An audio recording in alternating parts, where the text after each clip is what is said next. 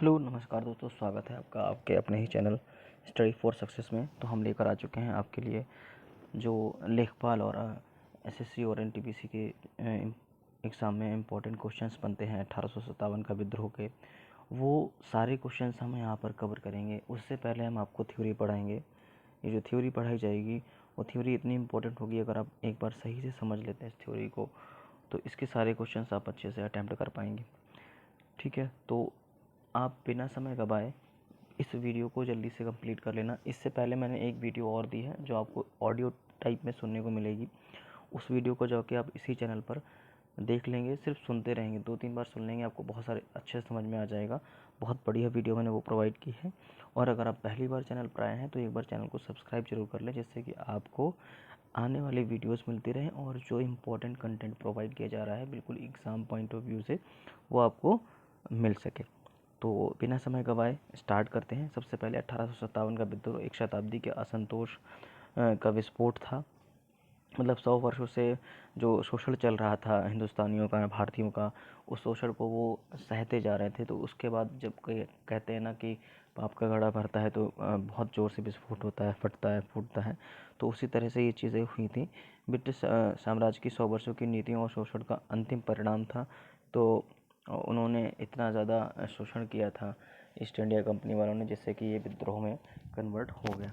तो पहली स्लाइड आपने देख रखी है, कितनी भयंकर तरह से हम लेकर आए हैं और इसको समझना ज़रूरी है कि क्या था, कैसे था। ठीक है, नेक्स्ट स्लाइड हमारी है, केवल एक सैनिक विद्रोह नहीं।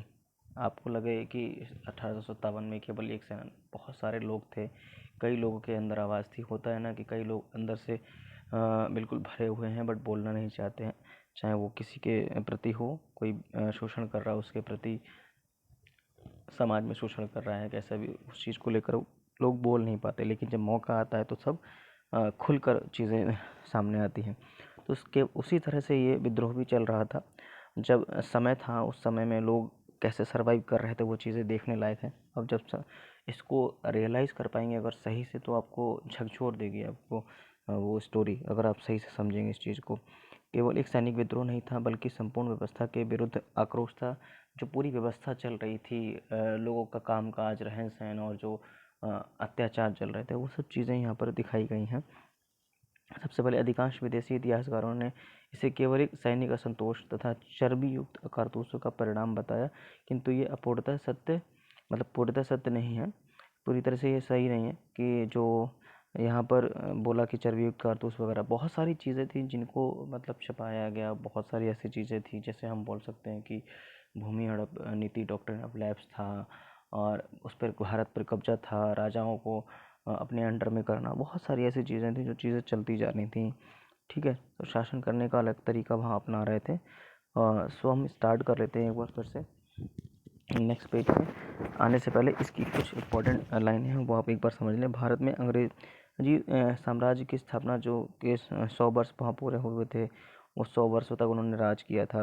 राजनीतिक, सामाजिक, धार्मिक तथा आर्थिक नीतियों द्वारा संतोष का निर्माण की, किसी भी तरह से उनको राजनीतिक तौर पर, सामाजिक तौर पर, धर्म के तौर पर भी बहुत सारी चीज़ें, मिशनरी कन्वर्जन चल रहा था, ज़बरदस्ती उनको किसी और धर्म में कन्वर्ट करना चाह रहे थे। सैनिक विद्रोह के रूप में शुरुआत, किंतु गैर सैनिक नेतृत्व का व्यापक समर्थन रहा। तो इसी तरह से ये चीज़ें बढ़ती गईं और आगे बड़ा विकराल रूप ले लिया था एक विद्रोह में।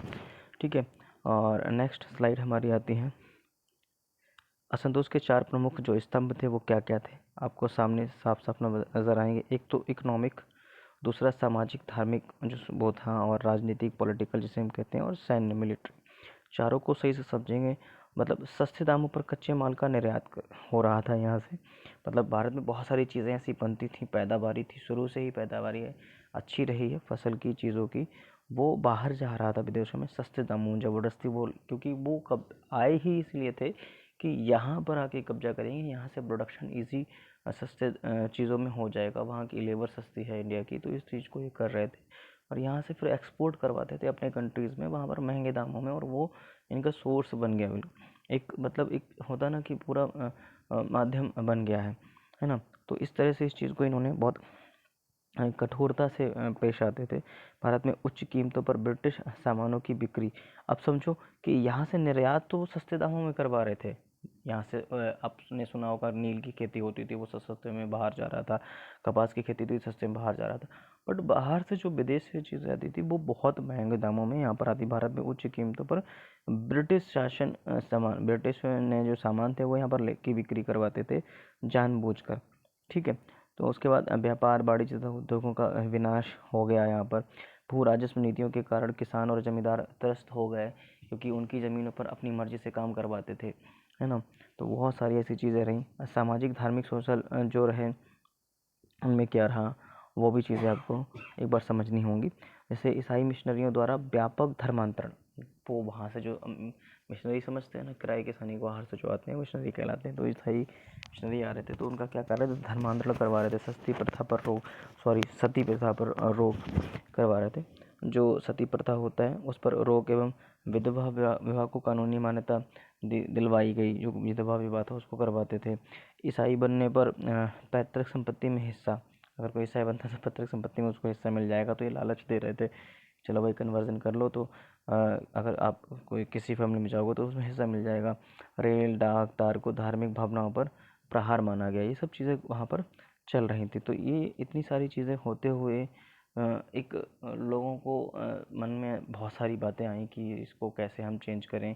तो बहुत लोग प्रयासरत रहे। उसके बाद हमें जो विस्फोट देखने को मिला, मतलब एक कहते हैं ना लोगों की आग अंदर थी, वो कैसे बदली है। जो पॉलिटिकल रहा है वो कैसे, लॉर्ड डलहौजी जो थे उनकी जो गोद लेने की प्रथा थी उस पर उन्होंने रोक लगा दी, विलय नीति कर दी। शासकों और नवाबों का अपमान करने लगे। मतलब ये था कि जैसे किसी राजा का अगर बेटा नहीं है तो वो गोद नहीं ले सकता है। अब कोई पर्सन गोद नहीं लेगा तो राजा के मरने के बाद उसकी जो संपत्ति जायदाद या फिर उसकी जो भी सत्ता थी वो ये हड़प लेते थे। तो ये डॉक्ट्रिन ऑफ लैप्स कहलाती थी कि जो गोद लेने की प्रथा थी वो इन लोगों ने स्पेशली लॉर्ड डलहौजी ने समाप्त कर दी। तो यहाँ से क्वेश्चन बन जाता है कि लॉर्ड डलहौजी ने कौन सी प्रथा समाप्त की थी, ये हो, या फिर ऐसे कि डॉक्ट्रिन ऑफ लैप्स जब समाप्त हुई थी उस समय कौन शासक था, तो लॉर्ड डलहौजी। इस तरह से आपको याद रखना रहेगा। ठीक है। सैन्य मिलिट्री बताएं। अंग्रेजी सेना के समकक्ष पद और वेतन का अभाव था, मतलब वहाँ पर अच्छे से मतलब सैलरी वगैरह नहीं देते थे। नस्लीय भेदभाव एवं समुद्र पार भेजने के कानून कि मतलब जैसे नहीं होता है कि कास्ट रेसिज्म कह लो कि इस नस्ल के हो उस नस्ल के हो, तो इसमें भी बहुत ज़्यादा मतलब लोगों ने भेदभाव किया। नेक्स्ट स्लाइड पे चलते हैं। नेक्स्ट स्लाइड से पहले हम आपको एक बार कहेंगे, अगर आपको कंटेंट समझ में आ रहा है, हम जितनी वीडियो अपलोड कर चुके हैं उनमें आपको एक पहली जो मेरी वीडियो आई है इस पर, वो पहली वीडियो आई है लेखपाल के सिलेबस को लेकर कि लेखपाल का पूरा सिलेबस क्या है, फर्स्ट वीडियो। तो उस वीडियो को जाकर ज़रूर आप देखें। और मैं बोलूँगा कि अगर आप लेखपाल की तैयारी स्पेशली कर रहे हैं तो आपको अच्छा कंटेंट वहाँ मिल जाएगा कि कैसे हमें पढ़ाई करनी है। कहीं से भी आप पढ़ रहे हो बट हमें सटीक तरीके से और कम समय में अच्छा सिलेबस कवर करना है, वो मैंने स्ट्रेटजी पूरी उसमें बताई है, तो उसको आप ज़रूर कवर कर लें। ठीक है। तो आगे चलते हैं। इन्होंने जैसा कि बताया कि हम लास्ट पेज पर जो थे वो हड़प नीति लेकर आए थे। नाउ अब हम मूव करते हैं राजनीतिक ट्रिगर, जो डलहौजी की विलय नीति थी। कैसे ब्रिटिश विस्तारवाद ने देशी रियासतों को अपना शत्रु बना दिया, ये सब चीज़ थी। अवध के नवाब वाजिद अली शाह का अपमान हुआ, मतलब उनको कब्जे में ले रहे। नाना साहब को पेंशन देने से इनकार कर दिया गया। तो ये बहुत सारे, जैसे अवध के नवाब, अवध समझ रहे होंगे आप, है ना, वो नाना साहब को पेंशन देने से मना, तो ये भी एक हिस्सा रहे हैं नाना साहब। मुगल सम्राट बहादुर शाह, ये जो कि दिल्ली पे आके बैठे थे, द्वितीय के प्रति अपमानजनक नीति। तो इन लोगों ने मिलकर ये सब चीज़ें की। ठीक है। और बहुत सारी ऐसी चीज़ें रहीं जो ये 1857 का विद्रोह का कारण बनी थी। नेक्स्ट स्लाइड पे आते हैं। अनदेखी चेतावनी और विद्रोह की चिंगारी कैसे रही। पूर्ववर्ती सैन्य जो विद्रोह रहा 1824 से 43 के मध्य भड़के विद्रोह, जैसे बैरकपुर है, शोलापुर है, हैदराबाद तथा सिंध में सैनिकों का पूर्व असंतोष था 1824 से 43 तक। तो उसको भी लेकर ये मतलब एक वो चलता आ रहा था कि भाई इन लोगों ने उसको भी दबाया। तभी ये बहुत समय बाद हुआ, 24 से 43 के बाद उसको बहुत दबाया। और इसको भी दबाने की कोशिश की थी जो 1857 वाला था, बट ये उतनी तरह से दब नहीं पाया। बहुत सारे लोग अलग अलग जगह से इस पर लगातार प्रयासरत रहे। बारूदी ढेर में चिंगारी हुई कैसे? ट्रिगर सेना में चर्बी वाले कारतूस का प्रयोग किया गया, जिसमें कहा गया कि सुअर की चर्बी और गाय की चर्बी का प्रयोग किया जा रहा है। तो इसको लेकर बहुत ज़्यादा असंतोष हुए थे सैनिक।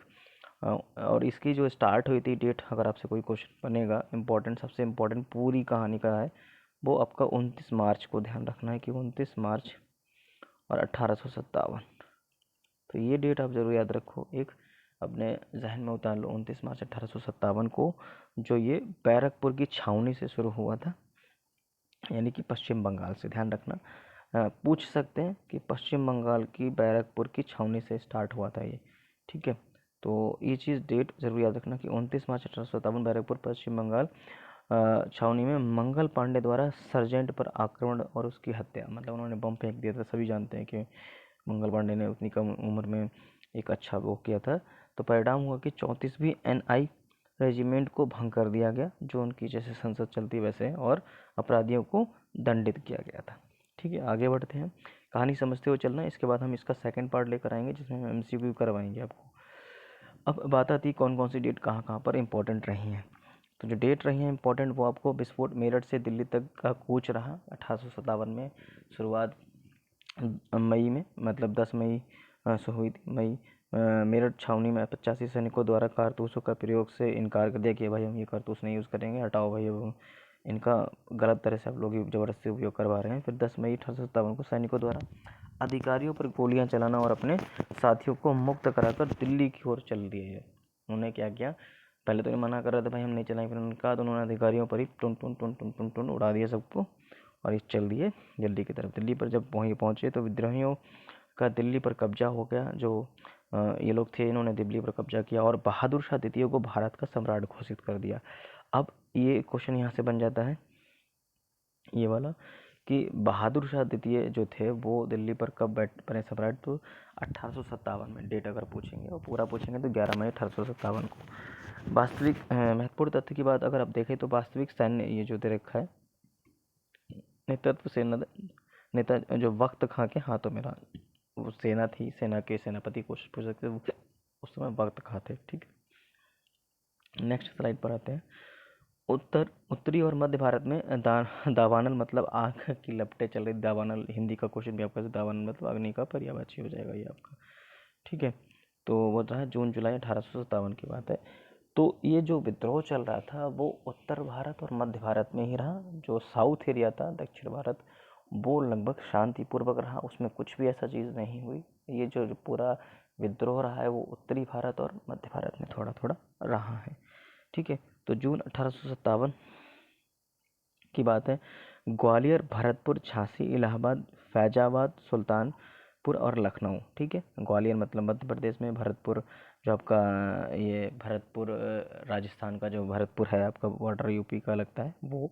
ठीक है, और झांसी भी यूपी में, इलाहाबाद यूपी में, फैजाबाद यूपी में। ठीक है, फैजाबाद का नाम अयोध्या हो गया अभी। सुल्तानपुर यूपी में, लखनऊ भी यूपी में, कैपिटल है यूपी की। 18 जुलाई 1857 जो इंदौर है, मऊ है, सागर है, सियालकोट है। ठीक है, तो ये सब चीज़ें इनमें इतना असंतोष रहा है। ऊपर के एरिया जो थे मध्य भारत के और उत्तर भारत के, उनमें ये सब चीज़ें रही। देखो आपको यहाँ से सिटी भी दिख रही होंगी। ये भरतपुर दे रहा है, ग्वालियर दे रहा है, लखनऊ, फिरोजाबाद, सुल्तानपुर, इलाहाबाद, झांसी, सागर, मऊ और इंदौर मध्य प्रदेश का। तो ये सब चीज़ें रहीं।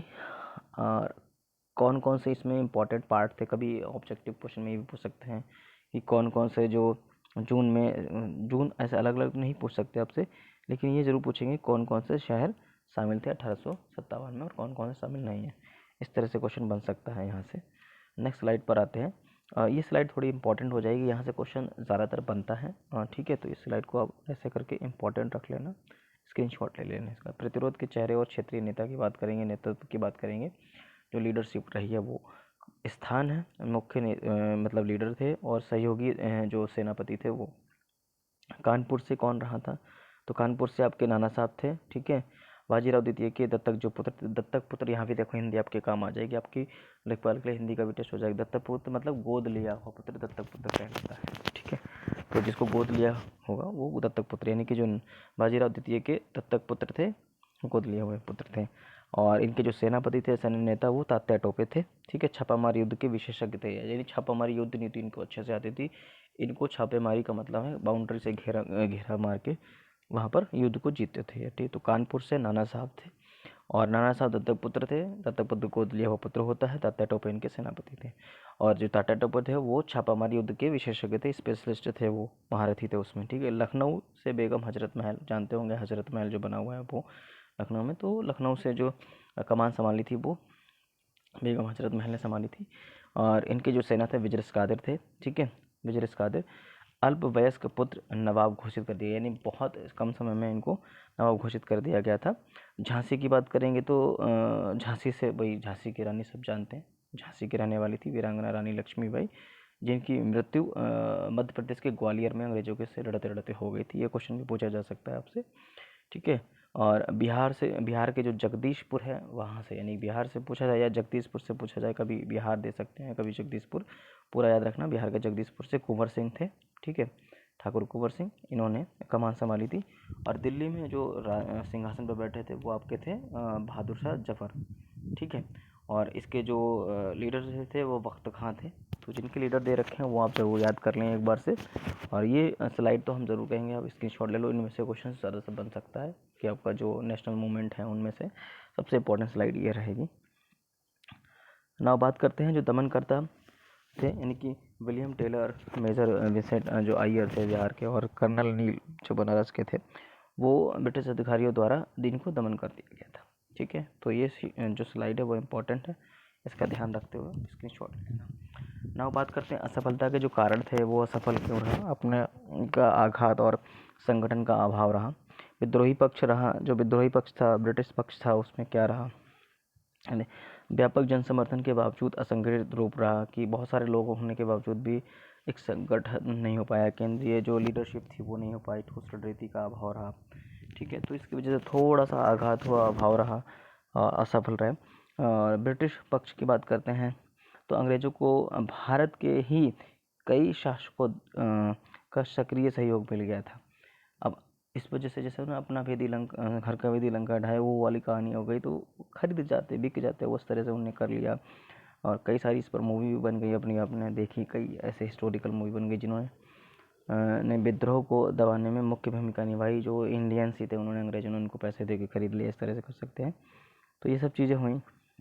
ठीक है, हाँ, ब्रिटिश जो समर्थक रियासतें थी, वो ब्रिटिश की समर्थक रियासतें रहीं, वो यहाँ लिस्ट दे रखी है कौन कौन सी हैं, वो आप एक बार देख सकते हैं। जैसे सिंधिया, ग्वालियर, होलकर, इंदौर, निज़ाम, हैदराबाद, ये बहुत सारी रियासतें हैं जो यहाँ की रही हैं, आप एक बार पढ़ लेना डिटेल में। नायकों का जो पतन हुआ, जो भी लीडर थे, जो नेता थे जिन्होंने विद्रोह की कमान संभाली थी, उनका कैसे कैसे दमन हुआ, कैसे शहीद हुए, वो हम देख लेते हैं एक बार। 1857 अंग्रेज़ों का दिल्ली पर पुनः कब्जा हो गया। ठीक है, फिर बहादुर शाह जफ़र गिरफ्तार कर रंगून भेज दिए गए, निर्वासित कर दिए गए, उनको एक्साइल कर दिया। नाना साहब बेगम हजरत महल 1859 में नेपाल चले गए, ये छिपटा पड़ा, उन्हें पलायन कर गए। नाना साहब और बेगम हजरत ये नेपाल चले गए थे। ठीक है, और उसके बाद तात्या टोपे 1859 में विश्वासघात के शिकार हुए और हत्या कर दी गई, मतलब इनको क्या गया, षड्यंत्र नीति से इनको मार दिया गया था। रानी लक्ष्मीबाई को भी बताया था हमने, 17 जून 1858 को ग्वालियर में अंग्रेजों के से लड़ते हुए शहीद हो गई थी। तो हम सिंपल सा समझ सकते हैं कि जो आपके बहादुर शाह थे उनको निर्वासित कर दिया गया, और नाना साहब और बेगम हजरत में नेपाल पलायन कर गए। तात्या टोपे के षड्यंत्र से मार दिया। रानी लक्ष्मीबाई को अंग्रेजों से लड़ते लड़ते समर्पित हो गई थी, मतलब शहीद हो गई। ठीक है, नेक्स्ट स्लाइड। सत्ता का परिवर्तन, कंपनी राज का अंत, जो कंपनी चल रही थी उसका अंत कैसे हुआ, सत्ता का परिवर्तन। तो पूर्व स्थिति ये थी, नई स्थिति ये रही। ठीक है, पूर्व स्थिति थी कि ईस्ट इंडिया कंपनी का जो वाणिज्यिक यानी व्यापारी जो बिजनेस चल रहा था वो, और प्रशासनिक शासन गवर्नर जनरल का पद उस समय चल रहा था ना। यहाँ जो नई व्यवस्था आई, भारत में सीधे ब्रिटिश शासन, साम्राज्य, महारानी आई, शासन हुआ, नया ढांचा बना। ठीक है, जो नया ढांचा बना उसमें भारत के सेक्रेटरी ऑफ स्टेट, भारत मंत्री की नियुक्ति हुई भारत की तरफ से। ठीक है। तो थोड़ा सा उन्हें वो मिला कि भारत में भी कुछ अधिकारी लोग रहेंगे, आला अफसर। सहायता के लिए 15 व्यक्तियों की एक सलाहकार परिषद यानी काउंसिल बनाई गई। गवर्नर जनरल को अब वायसराय यहाँ से ही चेंज कर दिया गया। जब ये ईस्ट इंडिया कंपनी का खात्मा हो गया था, तब यहाँ से ही गवर्नर जनरल, एक पद जो होता है गवर्नर जनरल, उसको वायसराय कर दिया गया। ठीक है, वायसराय की उपाधि दे दी गई थी। नाउ नेक्स्ट स्लाइड पे नई जो नीतियाँ आई थी साम्राज्य की आत्मरक्षा के उपाय के लिए, उन नीतियों में बहुत सारा चीज़ें शामिल थी। वो नीतियाँ बहुत सारी इम्पोर्टेंट रही हैं। और उन नीतियों में जैसे आपके लिए राजनीतिक रियासतें और सेना का जो पुनर्गठन है, मतलब सेना को फिर से सही से तैयार करना, जो उनकी सेना चल रही थी ईस्ट इंडिया कंपनी की, उसमें परिवर्तन करके। सो रियासतों को ब्रिटिश साम्राज्य में सम्मिलित कर लिया। जो रियासतें थी, मतलब बहुत सारी रियासतें होती हैं, है ना, वो समझते हैं। जैसे लास्ट में बहुत सारी रियासत रही, मध्य प्रदेश की रीवा के शायद अभी भी राजकुमार के तक अंत तक के रहे। तो ऐसी रियासतें थी, उनको ब्रिटिश साम्राज्य में शामिल कर लिया गया। डलहौजी के विलय का सिद्धांत हुआ। जो डलहौजी की नीति थी, डॉक्ट्रिन ऑफ लैप्स, उसको पूर्णतः समाप्त कर दिया गया कि जो गोद लेने की प्रथा थी, उस गोद नहीं ले सकता राजा का, अगर किसी का बेटा नहीं है राजा का, तो वो उसको समाप्त कर दिया गया। तो ये चीज़ परिवर्तन किया गया। और सेना का पुनर्गठन किया गया यहाँ पर। वो उसमें भारतीय सैनिकों पर अविश्वास जो था उस चीज़ का, और नया कानून की भारतीय सैनिक में कुछ नए सैनिक भी होंगे। तो उन्होंने क्या नया कानून बनाया वो, कि सेना में अब 1/3 पद यूरोपियन के लिए आरक्षित कर दिए गए। कि मतलब 1/3, मान लो 300 लोग अगर सेना में है, तो 100 लोग वो यूरोपीय सेना के लोग होंगे। ठीक है, ताकि ये सैन्य संतुलन अंग्रेजी के पक्ष में बना रहे और उनको कभी डर ना रहे कि हमें उखाड़ फेंका जा सकता है। तो ये चीज़ें भी बनी रही हैं उस समय, पर थोड़ा सा बदलाव मिला इन लोगों को, थोड़ा सा राहत मिली थी। ठीक है, नाउ यहाँ तक हमारी ये स्लाइड थी जिसमें हमने डिस्क्रिप्टिव पढ़ा है 1857 के विद्रोह का। यहाँ तक हमने बिल्कुल सिंपल सी स्टोरी बेस में जनरल डिस्कशन में पढ़ाई की। आगे हम इसका सेकंड पार्ट लेकर आएंगे, जिसमें हम आपको MCQs करवाएंगे। अगर आपको ये चीज़ समझ में आई कि हम जो पढ़ रहे हैं वो केवल स्टोरी बेस में पढ़ के समझ सकते हैं, तो आप इसको एक बार ज़रूर चैनल को सब्सक्राइब करके रखें, सब्सक्राइब करें, और जो घंटी है उसको ऐसे करके प्रेस करके रखें, जिससे कि आपको जब भी नई वीडियो आए वो जल्दी से मिल जाए। वीडियो अच्छी लगी लाइक करें, शेयर करें, और कुछ कमेंट हो तो वो ज़रूर ऐड करें। लेखपाल के लिए कुछ एक्स्ट्रा चाहिए, कुछ और स्ट्रैटेजी चाहिए कि सर टाइम क्या है, कुछ भी टाइम मैनेजमेंट को लेकर, उसके लिए वीडियो में कमेंट जरूर करें। ठीक है, तो बहुत बहुत धन्यवाद, थैंक यू।